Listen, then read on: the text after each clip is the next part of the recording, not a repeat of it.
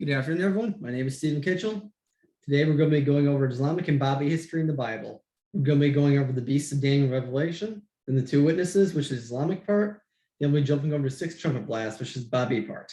So, I'm going to start off with the video, one of my favorite songs.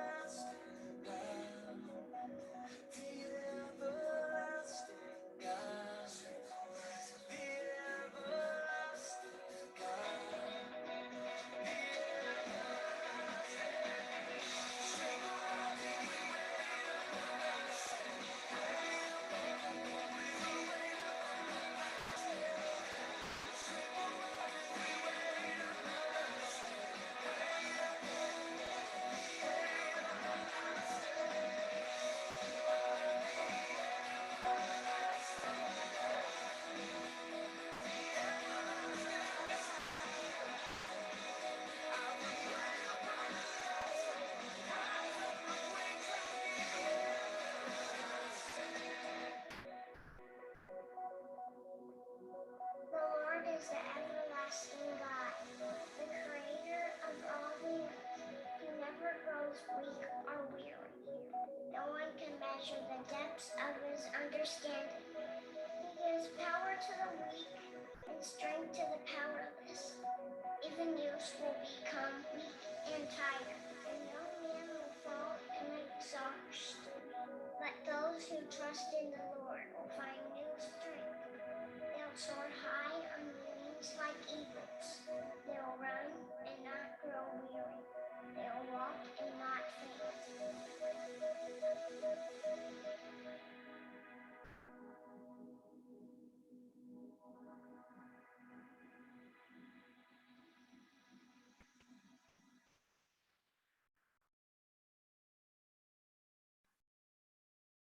All right.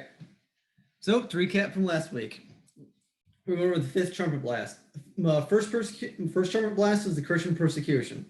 Second trumpet blast was the crisis of the 3rd century in the Roman Empire. Third trumpet blast was Emperor Constantine converting to Christianity. Fourth trumpet blast was the fall of West Rome. And the fifth trumpet blast, coinciding with the first woe of the book of Revelation, was the coming of Islam. Today, our presentation will be broken into 3 parts. First is going to be going over the beast of Daniel and Revelation. Second one is going to go over the 2 witnesses. And the third one is going to be going over the Bab, which coincides with the 6th trumpet blast. So, the beast description. And the angels and the dragon stood on the shore of the sea, and I saw a beast coming out of the sea. He had 10 horns and 7 heads with 10 crowns on his horns, on each a blasphemous name. It's Revelation 13, verse 1. A little bit later in Revelation 13.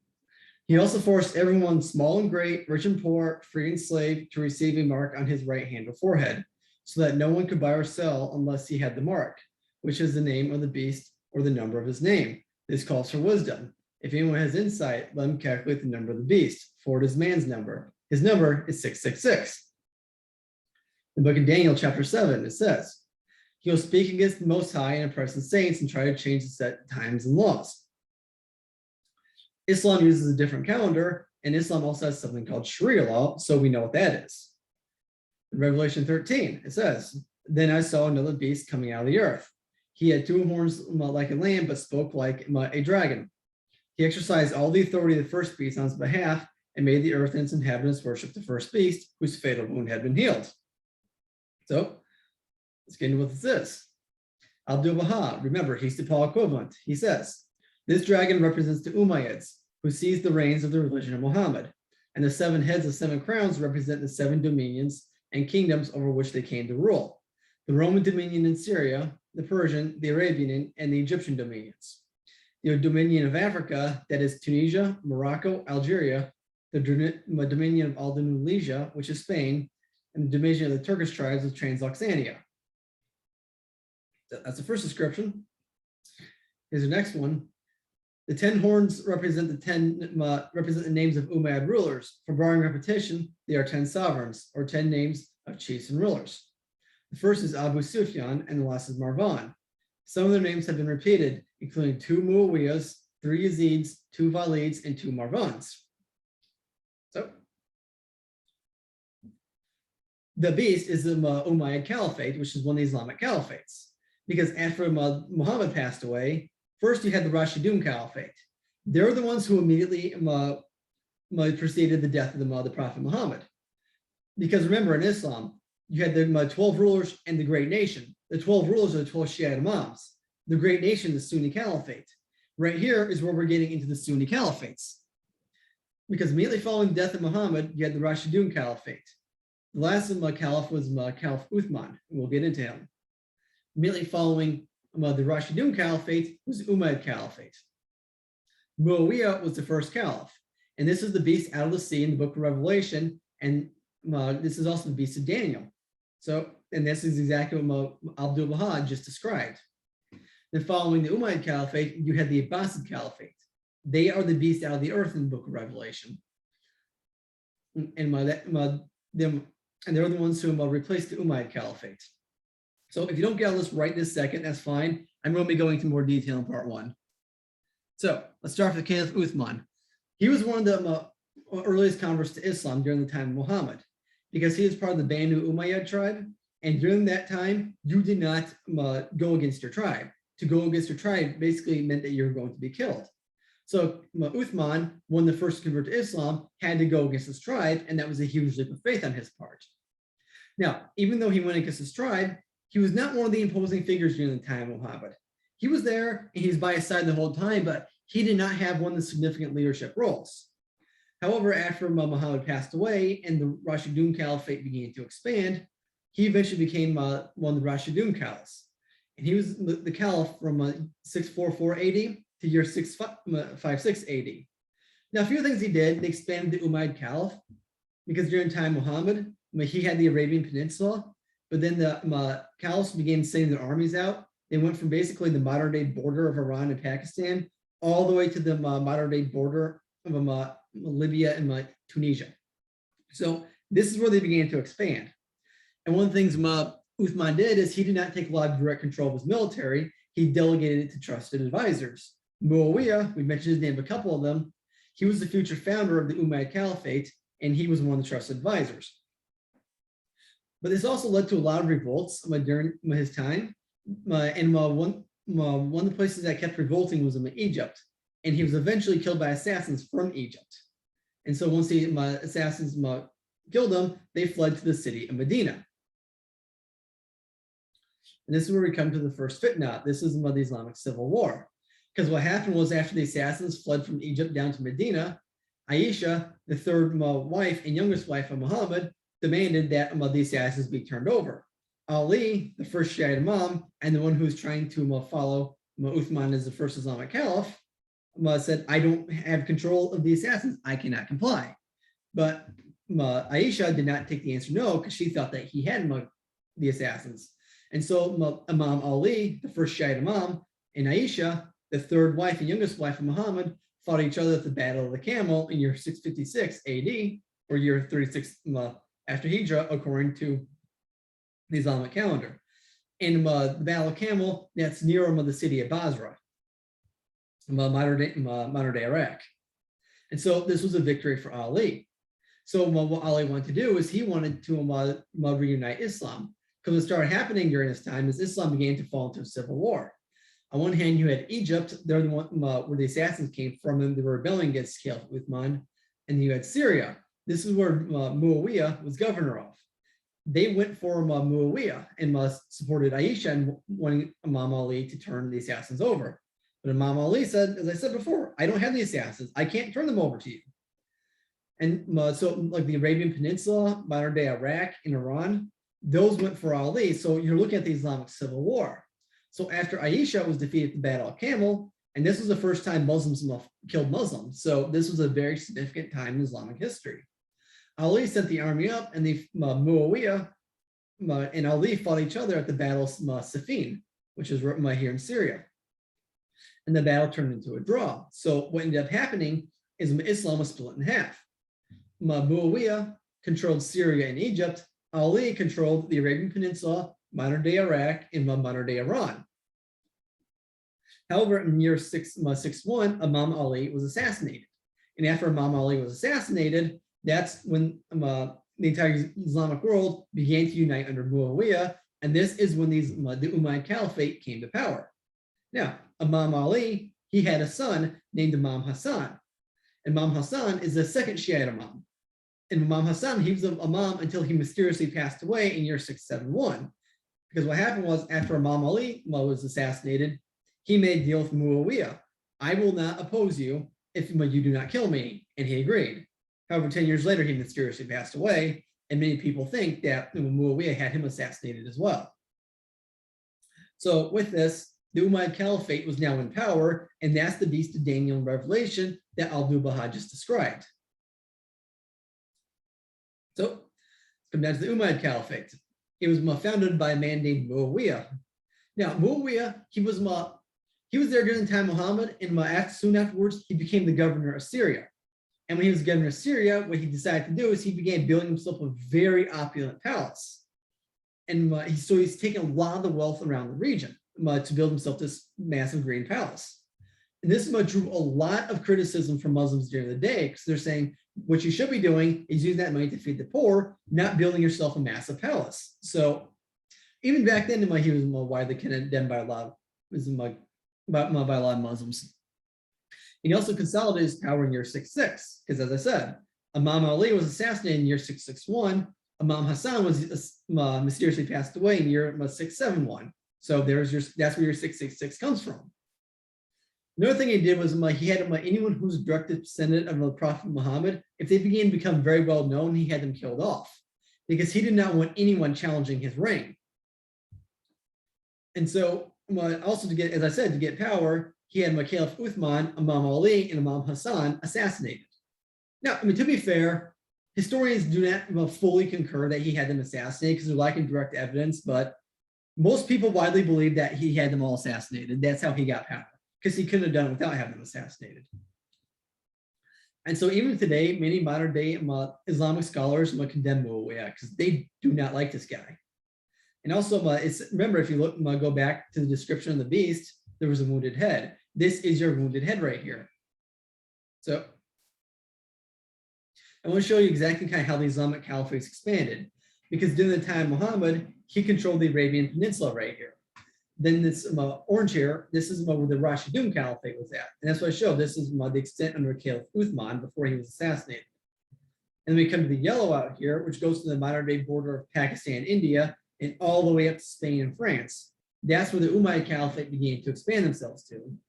Because remember from my previous presentation, the Islamic armies are unstoppable for the first 150 years. This is how far their armies made it. Now come back down to the beast of Daniel. It says in Daniel 7, then I want to know the true meaning of the fourth beast, which is different from all the others and most terrifying. With its iron teeth and bronze claws, the beast that crushed and devoured its victim and trampled underfoot whatever was left. I was wanting to know about the 10 horns on its head and the horn that came up, before which 3 fell. The horn that looked more imposing than the others and had eyes and a mouth that spoke boastfully. So, because it's remember, you got the 10 horns and the 7 rages, which Baha'u'llah describes. But here you have a slightly different description, because you got the 10 horns, you got 3 horns falling down and 1 small horn coming up and replacing it. So here's what Daniel says when he begins to interpret. Daniel chapter 7. He gave me this explanation. The fourth beast is the 4th kingdom that will appear on earth.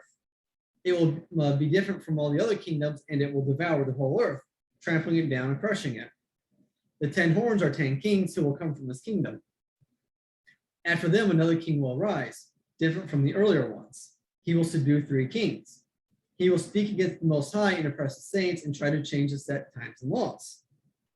The saints will be handed over to him for times and a half. And as I said, Islam has something called Sharia law, and they have their different calendar. So that is right there. That's 1,260 years. So you look at the Islamic calendar right there when you look at that. And he said the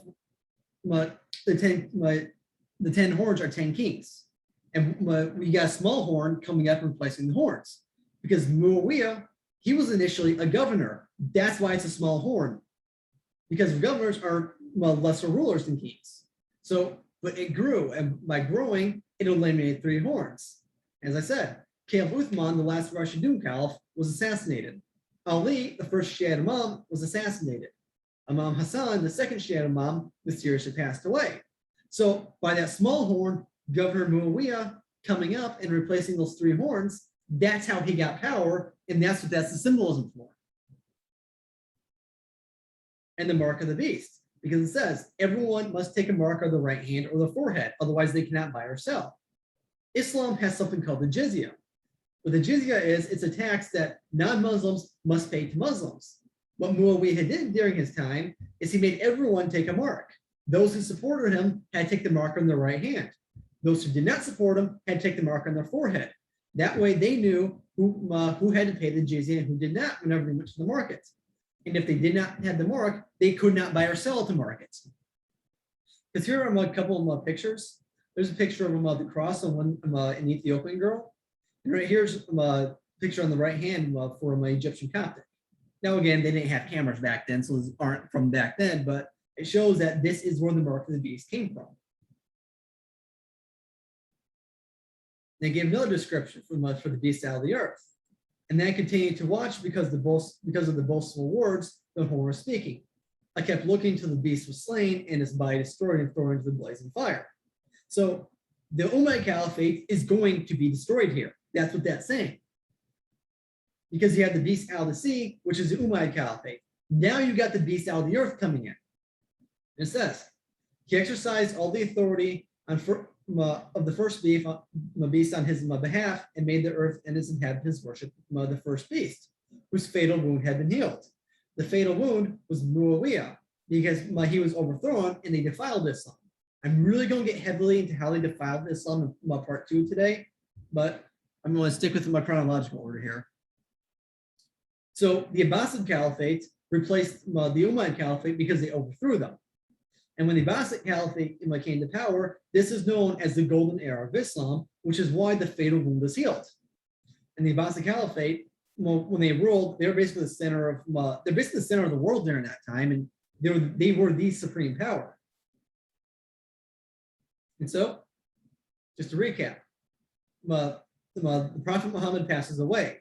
The Rashidun Caliphate follows immediately. Then Caliph Uthman was the last caliph until he was assassinated. Then Islam fell into a civil war. And that civil war followed with the immediate death of Caliph Uthman. Then Imam Ali and Imam Hassan were assassinated, leaving the Umayyad Caliphate the sole power in Islam. They are the beast out of the sea and the beast that Abdul-Baha described, the 7 heads and the 10 horns. They were overthrown by the Abbasid Caliphate. And the Abbasid Caliphate is the beast out of the earth. They're the ones who healed the fatal wound, and they were known as the golden era of Islam. And come to the time of the Gentiles. It says in Luke 21, they will fall by the sword and be taken as prisoners to all the nations. Jerusalem will be trampled on by the Gentiles until the time the Gentiles are fulfilled. And tells us in Revelation 11 how long the time of the Gentiles is. It says, but exclude the outer court, referring to the temple. Do not measure it because it has been given to the Gentiles. They'll trample on the holy city for 42 months. This is the Dome of the Rock here in Jerusalem. The Dome of the Rock was built by the Umayyad Caliphate, and it sits in the outer courtyards of the temple. So that's how we know the Islamic calendar is the time of the Gentiles. And it's for 42 months. Because remember, one day is equivalent to 1 year. So 42 months is equivalent to 1,260 years. And we see this 2 times in the book of Daniel and 5 times in the book of Revelation, the 1,260. 1260 after Hijrah, according to the Islamic calendar, is year 1844 AD. Because remember, the Islamic calendar starts when Muhammad fled from Mecca to Medina. The Islamic calendar is based off a lunar calendar, not off the solar calendar. So 1260 after Hijrah takes us to year 1844 AD. And so, with that, we had the summary of part 1. The beast of Daniel is the Umayyad Caliphate. The beast out of the sea is also the Umayyad Caliphate. The beast out of the earth is the Abbasid Caliphate. So, if you want to take a break, now would be a good time to take a break. Otherwise, I'm just going to push on and we're going to come over to the 2 witnesses. Now, what we're going to do here is we're going to read the first paragraph, do a verse-by-verse breakdown, because Abdul-Baha, he gives us a verse-by-verse breakdown in some answer questions. And then I'll throw my commentary on it, and then we'll do the second paragraph, and then we'll jump to part 3. So the first paragraph, it says, I was given a reed like a measuring rod and was told, go and measure the temple of God and the altar, and count the worshippers there. But exclude the outer court. Do not measure it because it has been given to the Gentiles. They will trample on the holy city for 42 months, and I will give power to my 2 witnesses. And they'll prophesy for 1,260 days, clothes in sackcloth. These are the 2 olive trees and the 2 lampstands that stand before the Lord of the earth. If anyone tries to harm them, fire comes to their mouths and devours their enemies. This is how anyone who wants to harm them must die. These men have power to shut up the sky so that it will not rain during the time they are prophesying. And they have power to turn waters into blood and to strike the earth with every kind of plague as often as they want. So the verse-by-verse breakdown. Verse 1. I was given a reed like a measuring rod and was told, go and measure the temple of God and the altar and count the worshippers there. Now, when you see them, what I have written from the quote, what Abdul-Baha says, I use the New International Version. Abdul-Baha used a different version. So you're going to see slight discrepancies between what I put up for the verses and what Abdul-Baha says.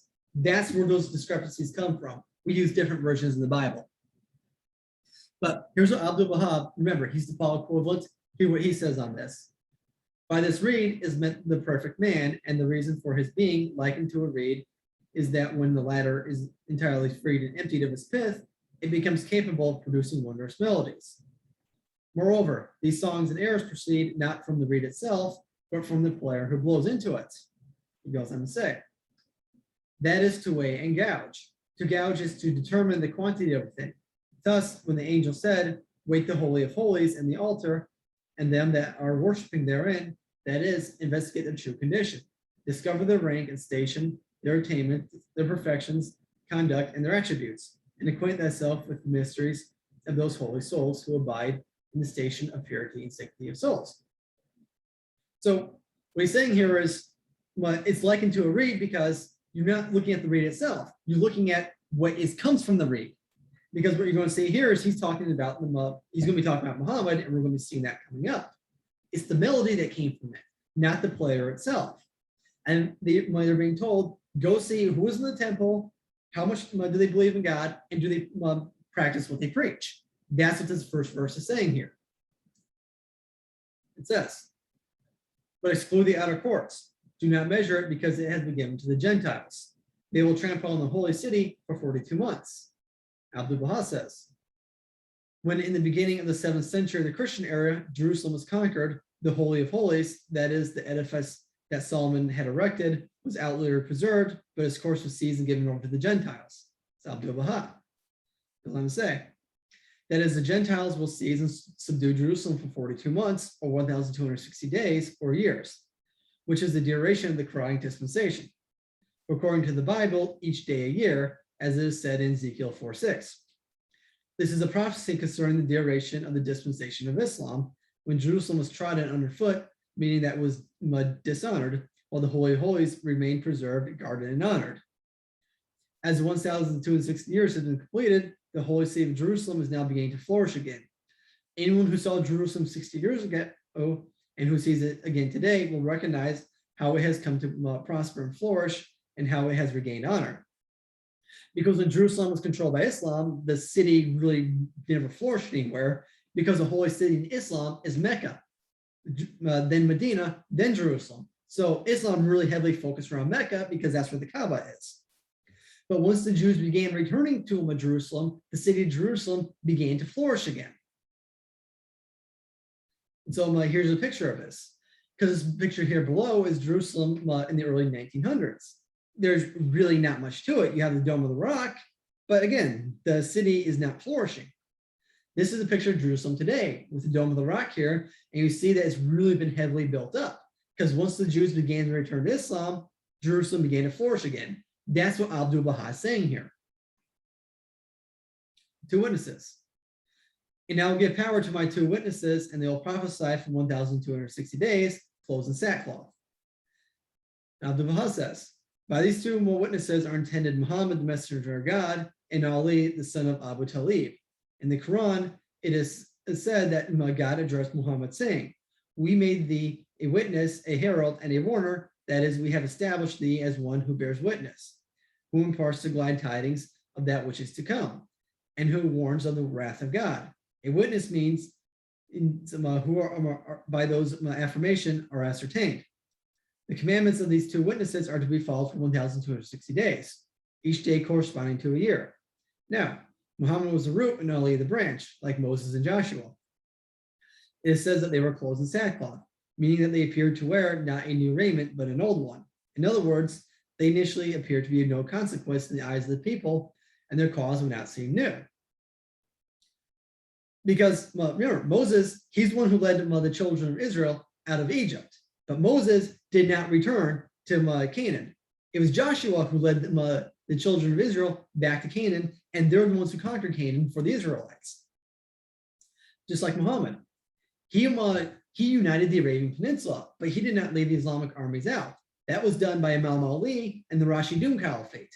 They're the ones who led the armies out, just like Joshua was one who led the children of Israel back to Canaan. So that's what he's saying here. He's drawing a parallel between Moses and Joshua and Muhammad and Ali. Next verse. These are the 2 olive trees and the 2 lampstands that stand before the Lord of the earth. Abdu'l-Baha says, these 2 souls have been likened to olive trees since all of the lamps of that time were lit at night with olive oil. In other words, these are 2 souls from whom the oil of divine wisdom, which is the cause of the illumination of the world, will appear, and through the lights of God will shine bright and resplendent. Go on and say it. They have arisen in his service and are educating his creatures. For instance, they educated the barbarous desert dwelling tribes of the Arabian Peninsula, as he calls them, to attain the loftiest heights of human civilization at the time and to spread their fame and renown throughout the world. Because during this time, Muhammad, the Arabs, they really amounted to nothing.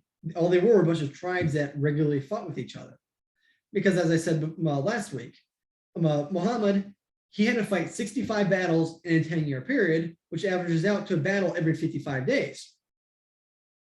But for basically through all the warfare and the teachings that came from the Quran, they united the Arabian Peninsula and then built an empire that stretched all the way from India over to Spain under the rule of one caliphate. So this was a great accomplishment. Plus, the Islamic empires reigned supreme for the next 1,000 years. And the last Islamic empire fell at the end of World War I in 1918, barely 100 years ago. So that's what Abdul-Baha is saying right here. Because they took the teachings, educated the barbarous desert-dwelling tribes of the Arabian Peninsula, and they built the greatest empire of the world at the time.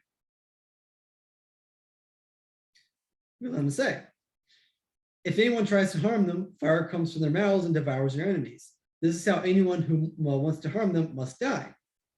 Abdul-Baha says, this means that no soul will be able to withstand their might. That is, should anyone seek to subvert their teachings or their law, he would be overcome and defeated by virtue of that law which proceeds. In other words, they would issue a command that would destroy any enemy that would attempt to harm or oppose them. And so it came to pass, for their opponents were all vanquished, dispersed, and destroyed, and these two witnesses were outwardly assisted by the power of God. As I said, the Islamic armies, they were just unstoppable. And last week I showed you how for the first 150 years, no one could defeat them. That's what this verse is talking about right here. Next verse, these men have power to shut up the skies so that it will not rain during the time they are prophesying. And they have power to turn the waters into blood and to strike the earth with every kind of plague as often as they want. Abdul-Baha, as he goes and says, this means that they would rule supreme in that age. In other words, the law and teachings of Muhammad and the exposition and commentaries of Ali are a heavenly grace. Should they wish to bestow this grace, it is in their power to do so. And should they wish otherwise, no rain will fall. And by this rain is meant here the outpouring of grace. This means that the prophethood of Muhammad was similar to that of Moses, and the power of Ali like that of Joshua. That is, it is in their power, had they so desired, to turn the water of the Nile into blood for the Egyptians and the deniers. Or in other words, to turn in consequence of their ignorance and pride, which was the source of their life, into the cause of their death. Thus the sovereignty, wealth, and power of Pharaoh and of his people, which were the source of that nation's life, became, as a result of their opposition, denial, and pride, the very cause of their death, ruin, destruction, degradation, wretchedness. Hence these two witnesses had the power to destroy nations. Let us say, this means that they would also be endowed with outward power and ascendancy, that they might school the workers of iniquity in the embodiment of oppression and tyranny. For God has granted these two witnesses both outward might and inward power. And so it is that they reformed and educated the wicked, bloodthirsty, iniquitous Arabs of the desert who were like ravening wolves and beasts. Because again here, we see the parallel between Muhammad and Ali and Moses and Joshua. Because under Moses, remember Moses went to Pharaoh and said, let my people go. And then that's when the 10 plagues of Egypt came. And that's what brought Egypt to its knees. Now, during this time of Muhammad, he united the Arabian Peninsula. And then if you remember from last week, you had the Sassanid Empire, which is Persia in the east, and the Byzantium Empire, or East Rome, in the west. When the Islamic armies went out, they brought both the Byzantium Empire and Sassanid Persia to their knees, just like Moses and Joshua brought Egypt to its knees. So we're seeing another parallel here. And just like Moses had the power to turn the Nile into blood, the Islamic armies had the power to overcome their enemies. You are seeing, again, parallels between the two here. Now we're coming to the second paragraph. Now, when they have finished their testimony, the beast that comes up from the abyss will attack them and overpower and kill them. Their bodies will lie in the street of the great city, which is figuratively called Sodom in Egypt, where also their Lord was crucified. For 3.5 days, men from every people, tribe, language, and nation will gaze on their bodies and refuse them burial. The inhabitants of the earth will gloat over them and will celebrate by sending each other gifts, because these two prophets tormented those who live on earth. But after 3.5 days, a breath of life from God entered, and they stood on their feet, and terror struck those who saw them. Then they heard a loud voice from heaven saying to them, "Come up here." And they went up to heaven in a cloud while their enemies looked on. It's Revelation 11, verse 7 through 12. So let's do the verse by verse breakdown. Now, when they have finished their testimony, the beast that comes up from the abyss will attack them and overpower and kill them. The beast is the Umayyad Caliphate. Because Muhammad, he already passed away by this point. Then you had the Rashidun Caliphate. The Umayyad Caliphate under Muawiyah deposed of the Rashidun Caliphate, and Caliph Uthman was assassinated. Imam Ali was also assassinated by Muawiyah. Just remember that. As Abdul Baha says. When they have accomplished that which they were bidden, these desert tribes might achieve substantive progress. And by this beast is meant the Umayyads, who assailed these witnesses from the pit of error. And indeed, it came to pass that the Umayyads assailed the religion of Muhammad and the truth of Ali, which consists of the love of God. This is intended a spiritual war, meaning that the beast would act in complete opposition to the teachings, conduct, and character of these two witnesses to such an extent that the virtues and perfections that have been diffused among the peoples and nations by virtue of their power would entirely vanish. The animal qualities and carnal desires would predominate. Because let's just take Islamic Sharia law nowadays. How much love do you see from Islamic Sharia law? You see none. All it is just a bunch of rules, regulations, and you're punished if you don't follow those rules. That was not the point. A lot of that came in from Islam. So the teachings of what we're taught by like Ali and Muhammad, like of love and everything, all that went away. And it really just destroyed Islam. And that's why the beast is referred to as the Umayyads, because Muawiyah had to carry out the 3 assassinations to get power. And once he took power, how he ruled was an exact opposite of what was taught. And so, well, that's what this is.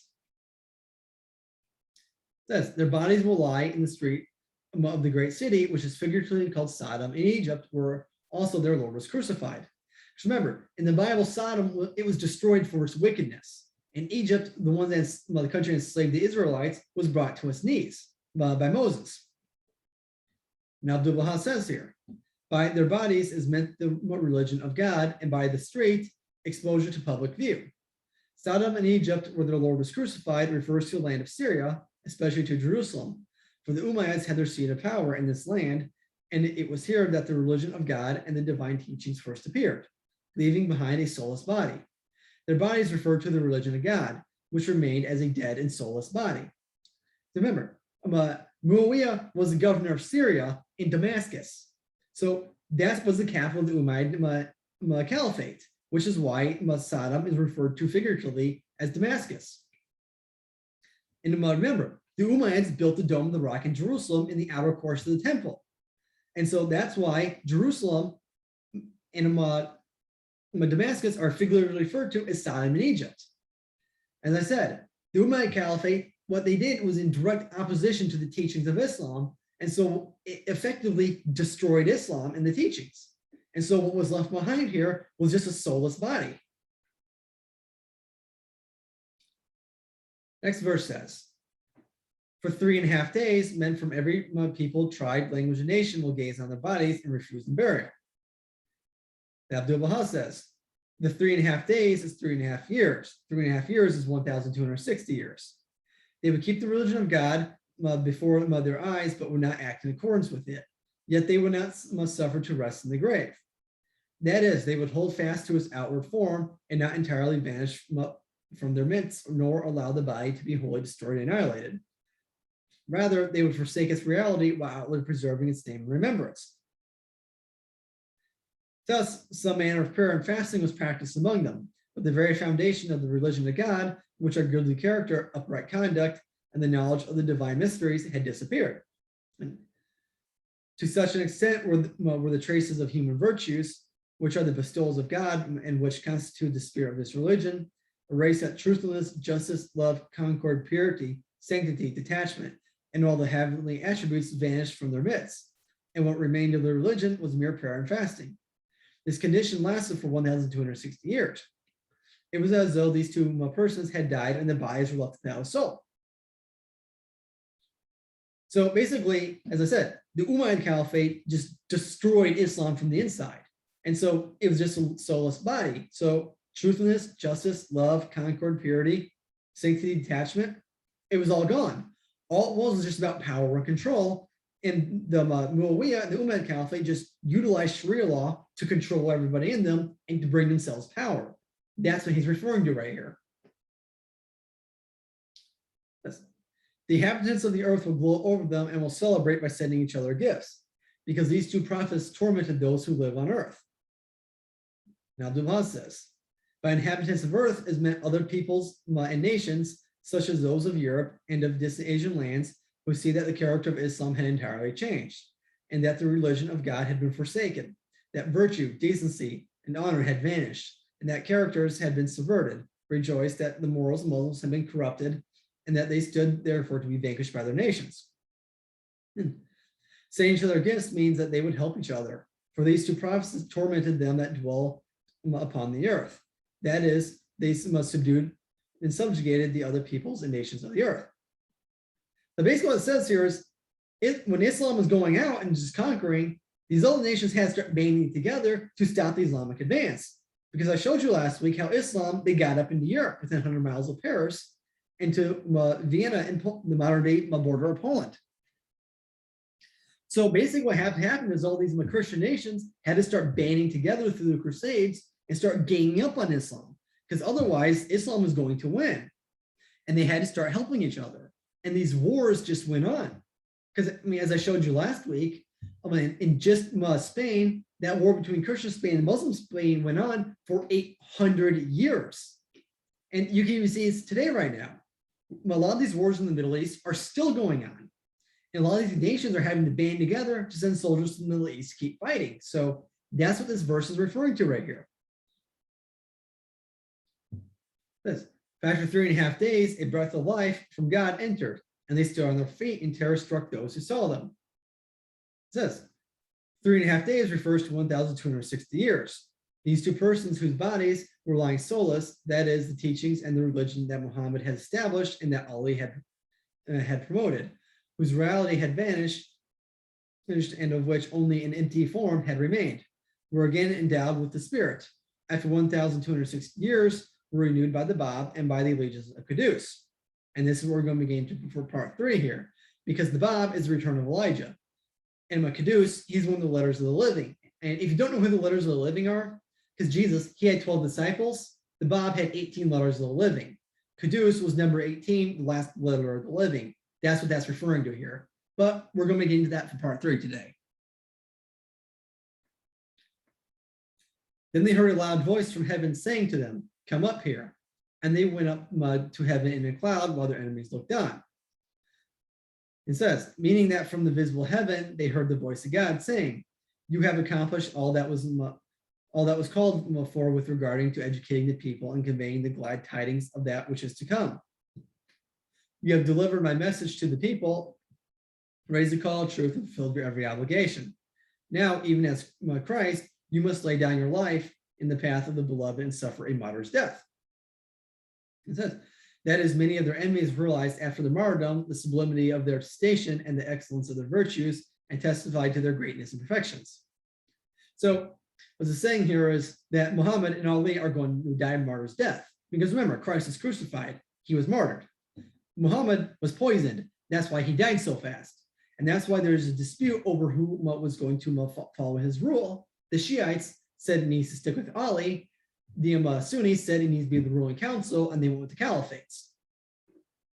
So in saying here that they are going to die, and remember, Ali was assassinated by Muawiyah. So that was the fulfillment of this verse right here. And then what they're saying is, during this time, many people are not going to realize the role that Islam played in the prophecies. Because what they're going to do is they're going to look at Islam and they're just going to see all the warfare, how basically the religion of God was dead, and that's what they're going to see. And so it was not going to be till after the time of Islam with the Bab and the Baha'i faith, that's when people are going to realize what exactly the role it was that they played. But people are not going to realize it at the time. And so this is where we come to the convergence between Christianity, Islam, and Judaism. Because as I said, 1260 after Hijrah, that's the Islamic calendar. That's year 1844. And it says in Daniel 8, verse 14, and he said unto me, unto 2,300 days, then the sanctuary will be cleansed. If you remember from part one, the edict to rebuild Jerusalem went out in year 457 BC. So 457 BC plus 2,300 years is 1844. There's also an edict of toleration that went out that allowed the Jews to begin returning to Israel. Plus, during this time, the Jews also had they thought that the Messiah was getting ready to return, but I'm going to go into that a little bit more next part. And so the edict of toleration was in 1844, and the Jews thought the Messiah was coming in year 1840. And by this time, the gospel has been preached to the entire world. So you're starting to see this convergence coming in here. It says in Matthew 24, now learn this lesson from the fig tree. As soon as its twigs get tender and its leaves come out, you will know that summer is near. Again, no one knows the day, no one knows the hour, but you will know the season. 1844 tells us the season. Now we have to start looking. As I said, Elijah must pave the way for Christ to come. If Elijah does not show up, Christ cannot return. And this is what we're going to be getting into for part 3. This is what we're getting into the Bab, who's the return of Elijah. Now, if you want to take a break, this is a good part for you to take a break. Otherwise, I'm going to continue. And this is where we're getting to the 6th trumpet blast, who's the Bab. So we're going to go over the 1844 convergence. Then we're going to go over the Bab. And then we're going to go over Revelation 12. Abdul Baha'i, again, he's the Paul equivalent. He gives us a verse-by-verse breakdown of Revelation 12. We'll read the paragraph off. Then we'll do verse by verse. We'll show you what Abdul Baha'i says. Then I'll add my commentary. Then we'll be done for today. So, as I said, many Jews thought that the Messiah was getting ready to come.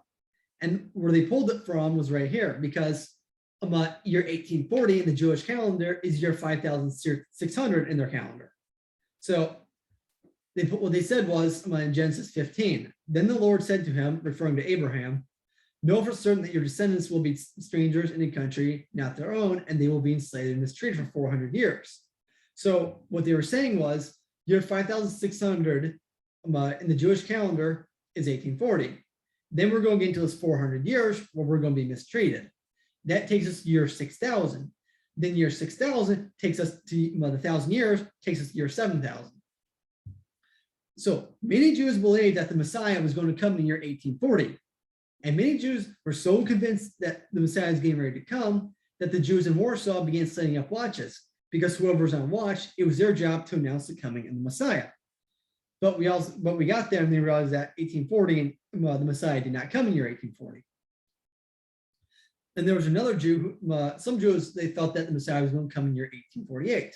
Now, let me quote one rabbi, Jacob M.D., in Hastening the Redemption. It says, in any event, in the opinion of Sephar HaZohar on the Khan Zippor, it is clear in the true end time is deferred until after 608 years in the 6th millennium, which is the year 1848. And the year 1848 is the year that the Bab was put on trial, and we're going to get to that a little bit later. So, just from a recap on the 1844 convergence. 1260 after Hijrah on the Islamic calendar is 1844. 457 BC plus 2,300 years is your 1844. The Edict of Toleration, allowing the Jews to return to Israel, along with their expectation that the Messiah was coming, was around 1844. And the gospel has been preached to the entire world. And now we know the season, so we need to start looking. And so many Christians knew of this 1844 prophecy. So many Christians were ecstatic that Christ is getting ready to come. It says in the Star of the West magazine, in America, Europe, and Asia, the clear message of the ending of the prophetic time in 1844 is proclaimed with power by many voices. And also, another one, witnesses were raised up in Europe, Holland, Germany, Russia, and the Scandinavian countries. Joseph Wolff, the missionary to the Levant, which is modern-day Iraq, preached in Greece, Palestine, Turkey, Afghanistan, and other regions the coming of the judgment hour. So Christians were psyched that Christ is getting ready to come. He's going to come from the clouds, riding on a white horse in the clouds, come with an army of angels. Whole world's going to see him. And then we get the new earth, the new heaven, and the new Jerusalem. And everything is going to be different. What ended up happening? The great disappointment. That did not happen like that. And so a lot of people were disappointed when it came to 1845, and this did not happen. No group was more disappointed than the Millerites, because William Miller, when he was a minister, he began preaching that Christ was going to return in year 1831. They were so convinced that Christ is going to return, riding in a white horse in the clouds with an army of angels, that everything's going to be different, that they sold all his followers sold all their possessions, because they thought, we're not going to be needing this because everything's going to be different. And so got to 1845 and nothing happened, and they couldn't figure out why. So they had to explain why they were wrong. So what the Millerites did is they said, well, 1844 wasn't the return of Christ. It was just a reconsecration of the sanctuary. And so what they did is they formed the Seventh-day Adventists. So if you ever see a Seventh-day Adventist, they came from the Millerites with the great disappointment of 1844. But other Christians who were not Millerites had to explain why they were wrong. And so what they did is they took the 2,300 days, because if you look at the 2,000, if you go like the King James Version, the older versions, it says 2,300 days. If you go to like the NIV, it says 2,300 mornings and evenings. What they did is they got in a race route and they changed the text, and they said, well, it wasn't actually 2,300 days. It was 2,300 mornings and evenings. That was a translation error right there. So it wasn't referring to 2,300 days. Those are sacrificial days, which are actually different. And then they came up with a different explanation for it. Well, is the glass half empty or is the glass half full? It's the same thing. That's 2,300 years. And so that's not what they had wrong. What they had wrong is biblical prophecy is written symbolically, not literally. So they thought that Christ is going to come in from riding on a white horse in the clouds with an army of angels. No, that's not. He's going to come like a thief in the night. He's going to come in quietly and he's going to leave quietly. It says Matthew 24. But concerning that day and hour, no one knows, not even the angel in heaven, nor the Son, but only the Father. So even Jesus did not know when his return was going to be. So saying it was going to be 1844 goes directly contrary to Scripture, because nobody knows. 1844 just tells us the season that we need to start looking. And it says in 1 Thessalonians, for you yourselves are fully aware that the day of the Lord will come like a thief in the night. And it says in Revelation 16, behold, I'm coming like a thief. Blessed is the one who stays awake, keeping his garments on, that he may go about naked and be seen exposed. Again, he's not coming with an army of angels so everyone can see. He's going to quietly come. And no one knows the day and no one knows the hour. But one thing we do know, Elijah must make ready the way of Christ. It says in Malachi chapter 4. See, I will send you the prophet Elijah to come before that great day and dreadful day the Lord comes. He will turn the hearts of the parents to their children and the hearts of the children to their parents, or else I will come and strike the land with total destruction. It says in Matthew 17. The disciples asked him, why then did the teachers of the law say that Elijah must come first? Jesus replied, to be sure, Elijah comes and will restore all things. But I tell you, Elijah has already come and they did not recognize him, but have done to him everything they wished. That is referring to John the Baptist. John the Baptist was not the physical return of Elijah. John the Baptist was the spiritual return of Elijah. And so we're looking for the same thing. We are not looking for the physical return of Elijah, because Elijah is not coming back down from heaven in a fiery chariot like how the Bible says he went up. We are looking for the spiritual return of Elijah. So where do we need to start looking at? It says in Matthew 24, Jesus says, for as lightning that comes from the east is visible in the west, so will be the coming of the Son of Man. So remember, he was standing on the Mount of Olives when he said that. The Mount of Olives is east of Jerusalem. So we have to start looking east of Jerusalem in 1844. It says the book of Isaiah, who has stirred you one from the east, calling him in righteousness to his service? He hands nations over to him, seduce kings before him. He turns them to dust with his sword, to wind-blown chaff with his bow. Again, coming from the east. We have to start looking in that direction. It says in the book of Enoch, chapter 56.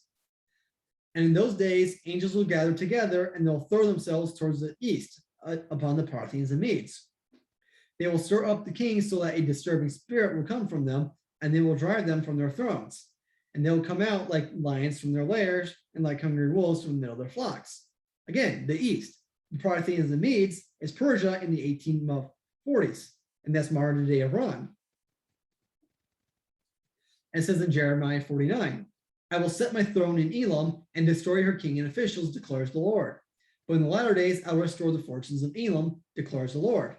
Elam is right here, modern day Iran. In 1844, it was called Persia. We had the Persians here, and they had the Parthian Medes up here. The Bab received his vision in the year 1844, and he was in Elam, in the city of Shiraz. The Bab means gate. And remember, this is the start of the second woe in the book of Revelation, and this is the sixth trumpet blast right here. Remember, the fifth trumpet blast and the first woe was the coming of Islam. The second woe is the coming of the second prophet of God, and this is the coming of Elijah. It's not the physical return of Elijah. It's the spiritual return of Elijah. And this happened in the east, in Elam, in 1844, as the Bible said it was going to happen. And so, what we're going to do is we're going to skip up to the trial of the Bab. Because the Bab in 1844, he began proclaiming that he's going to herald the return of Christ, the one who shall be made manifest, were his exact words. And so this upset a lot of people. Because remember, Elijah must proclaim the return of Christ, the coming of Christ, and he must pave the way, and that's what the Bab was doing. Well, a lot of the established powers, like the religious clergy, the government officials, they did not like this. Because remember, it was the clergy who wanted Christ crucified. Now it's the clergy who are opposing the Bab. They don't like this. And so they decide what they're going to do is the government officials and clergy, what they're going to do is they're going to bring the Bab up to a trial. Because remember, Christ is also brought to a trial. So they're going to bring him up to the trial, and they're going to make this a public trial. There's just tens of thousands of people. It was a talk of Tabriz. Everyone was there watching the trial of the Bab. They're going to get him up there. They're going to humiliate him. They're going to expose him for the fraud that he is. And so when the Bab goes up on stage in front of everybody, all the seats are taken by the clergy and the government officials, except one seat, and that was the seat for the Prince of Persia, Prince Nasruddin at the time. And so what the Bab does is he goes up there, looks around, and he decides he's going to go up there, and he sits in the throne for the Prince of Persia. Everyone was shocked. Like, you just disrespected the Prince of Persia. Who do you think you are? Here's what the Bab said. He said, I am the promised one. I am the one whose name you have invoked for 1,000 years, and whose mention you have risen, whose advent you have longed to witness, and the hour of whose revelation you have prayed God to hasten. Verily I say, it is incumbent upon the peoples of both east and west to obey my word and pledge allegiance to my person. Two things I'm going to point out here. He did not physically claim to be Elijah. If you physically claim to be Elijah, that is called reincarnation. Reincarnation is not possible. Because just like John the Baptist said, he is not physically Elijah. The Bab here did not claim to be physically Elijah. He's spiritually Elijah. He's the promised one. That's what he said right here. He goes on to say, it is incumbent upon peoples of both east and west to obey my word. Because remember back to the covenant God made with Abraham. The covenant was made with Isaac. That's where redemption came from. And that's where Christ was crucified. And the New Testament came in. Then he also made 3 promises to Ishmael for the 12 rulers in the great nation. That's where Islam came from. And that's the 5th trumpet blast right there. And that's also the beast right there. And at this point, the 1,260 years are over. And so when he says peoples of both east and west, he's talking about Islam and Christianity there. Because this is where Islam and Christianity begin to converge with each other into one. And so he right here is his declaration where he's claiming to be the spiritual return of Elijah, paving the way for Christ to come. And that's going to be the 7th trumpet blast in the 3rd woe of the book of Revelation. And this is also a fulfillment of the biblical prophecy. I will set my throne in Elam and destroy her kings and officials, declares the Lord. But in the latter days, I will restore the fortunes of Elam, declares the Lord. Elam is Persia in the 1800s or modern day Iran, because the Bab physically sat in the throne for the Prince of Persia in the latter days. This happened in Elam, Persia, or Iran. It's all the same.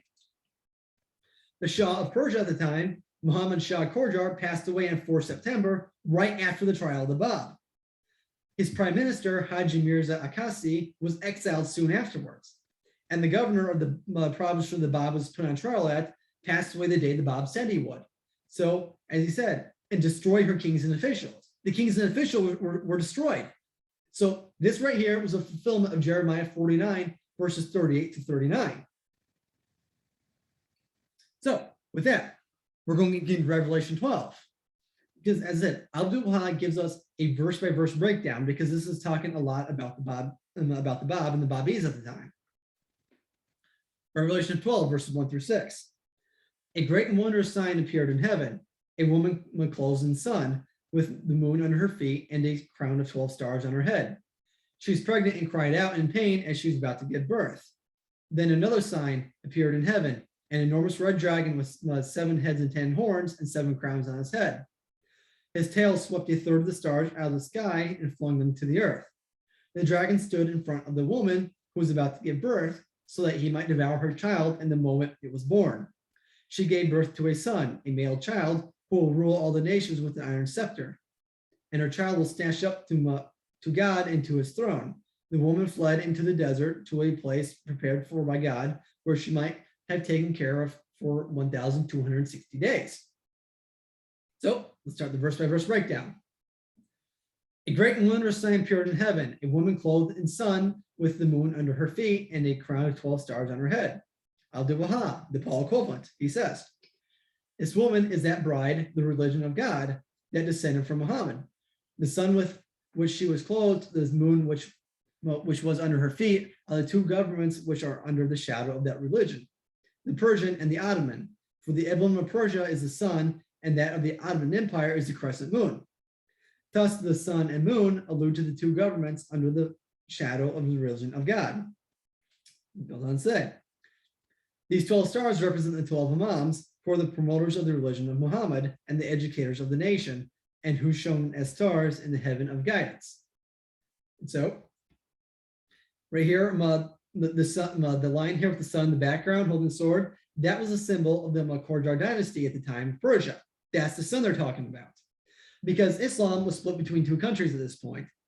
The eastern portion was the Shiite, that was Persia.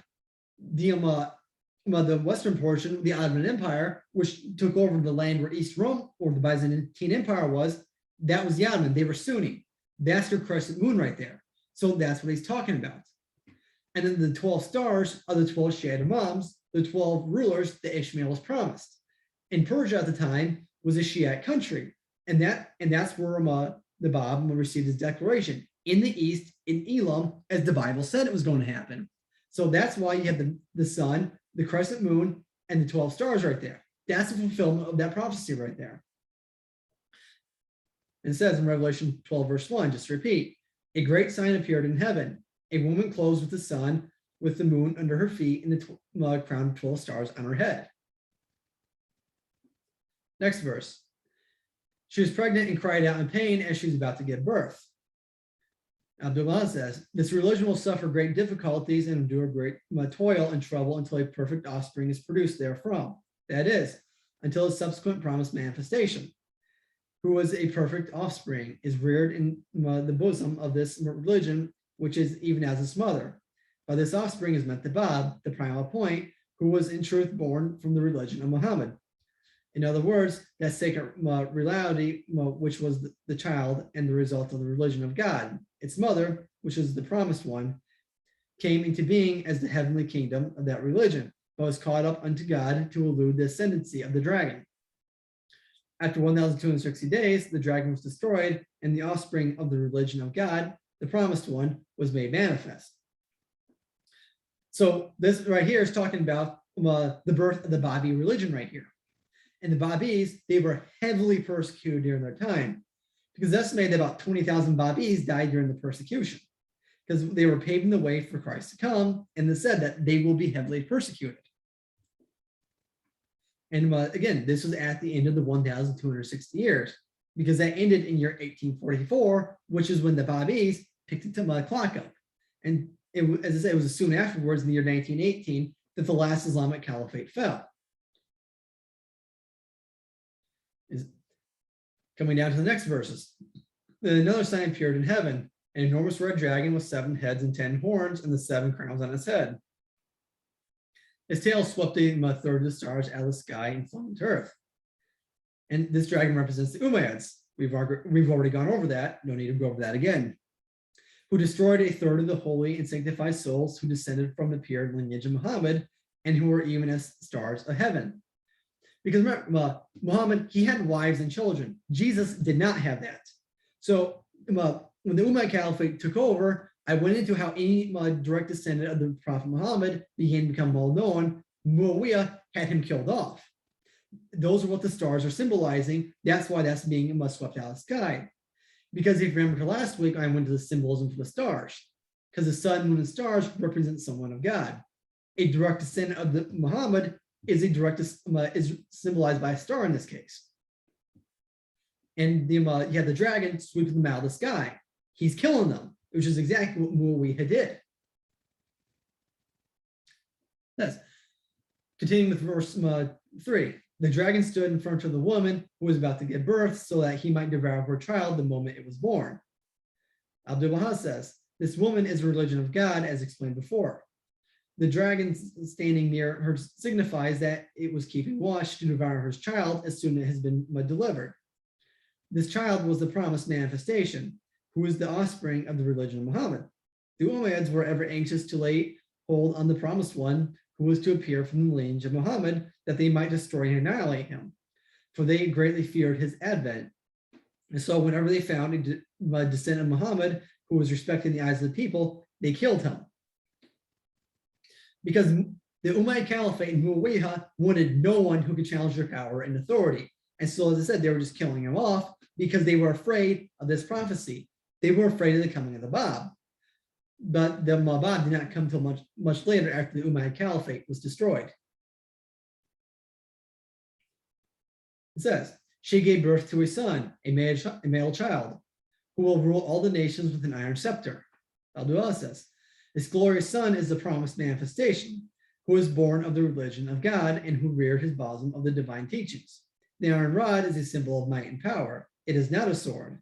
This means that he will shepherd all the nations of the earth by virtue of his divine might and power. And by this son is meant the Bab. This is the spiritual return of Elijah right here, because he's not going to do it through battle. He's going to do it through his discussion, through his ideas, through the power of God.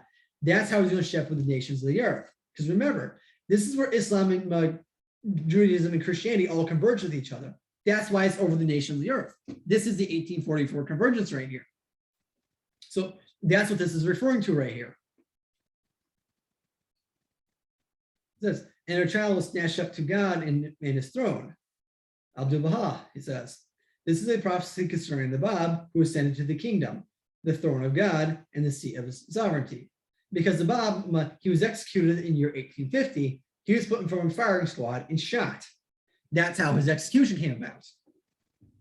And so this is the symbolism of his martyrdom. It says, this woman, next verse, this woman fled into the desert to a place prepared for by God, where she might be taken care of for 1,260 days. It says, that is the religion of God took itself to the desert, meaning the vast desert of Hijaz and the Arabian Peninsula. That is, the Arabian Peninsula became the home, the habitation, and the focal center of the religion of God. After 1,260 days, that religion will cease to be in effect, for the fruit of that tree had been manifested and its result had been produced. Because as we said, people are not going to know what the purpose of Islam was. What they're going to be seeing for just so long is just going to be all the warfare that was taking place. And that's a lot of what we got into in the two witnesses. They don't realize what its purpose was. Its purpose was to produce the Bab that was to prepare the way for Christ to come. And that happened in Elam as was prophesied in the Bible. And here's when the sixth trumpet blast. At that very hour, there was a severe earthquake and a tenth of the city collapsed.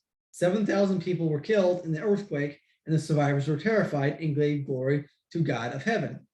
Abdullah says, this earthquake occurred in Shiraz after the martyrdom of the Bab. The city plunged into a turmoil, and many people were killed. Great agitation ensued. Moreover, from diseases, cholera, scarcity, famine, starvation, and other afflictions. Agitation the like of which had never before been witnessed. As I said, the Bab was put in front of a firing squad and shot.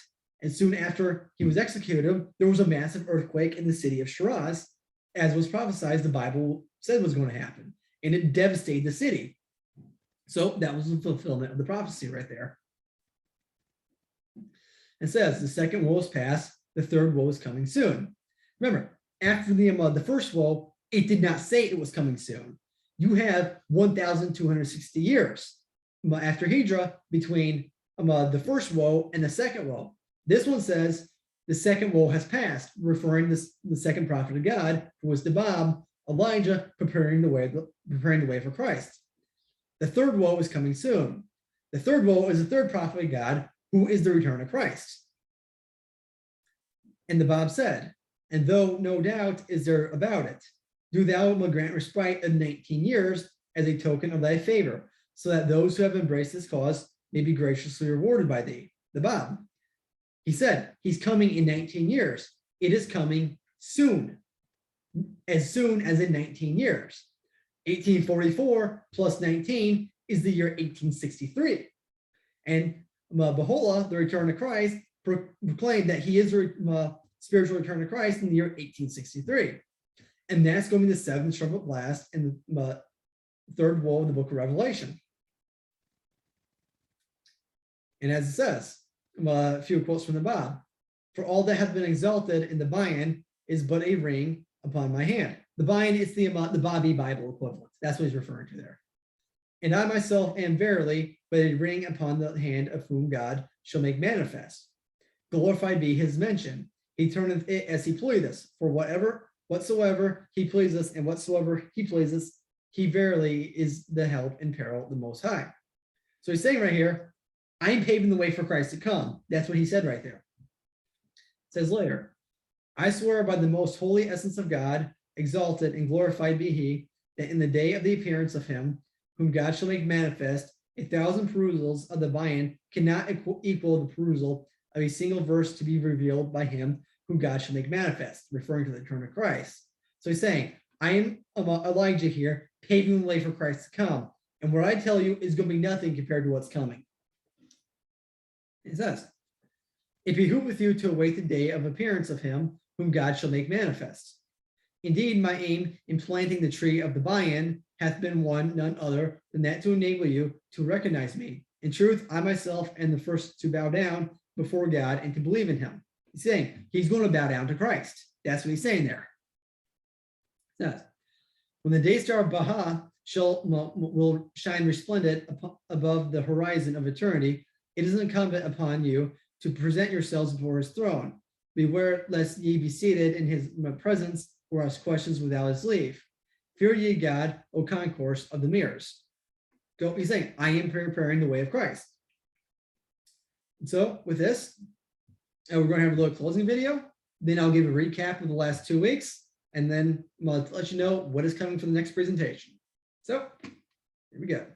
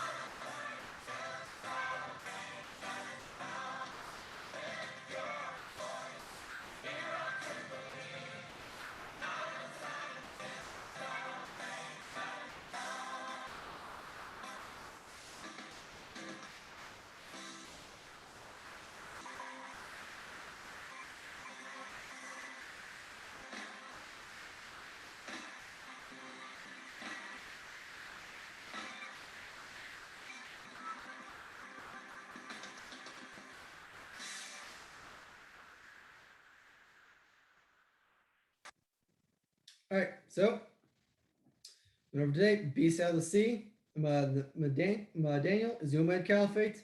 Beast out of the earth is the Abbasid Caliphate. The two witnesses are Muhammad and Ali.